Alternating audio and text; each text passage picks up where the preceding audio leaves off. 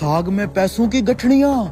दोस्तों, ये दोनों दुकानदार से बोलता है सारे साग कितने रुपया में दोगे, और दुकानदार बोलता है ये सारे साग 15,000 रुपया दो और सारे साग लेकर जाओ। और ये दोनों 15,000 रुपया दुकानदार को दे देते हैं और पूरे साग को खरीद लेते हैं। उसके बाद इन दोनों के साथ ऐसा कुछ होता है, उसको जानने से पहले पैसों से ज्यादा पापा को मानते हैं तो चैनल को लाइक और सब्सक्राइब कर दो। और यह कोई कसम नहीं है। और ये दोनों साग को लेकर जल्दी से घर आ जाते हैं और बोरी को खोलकर देखा है, ये सारे पैसा तो नकली है।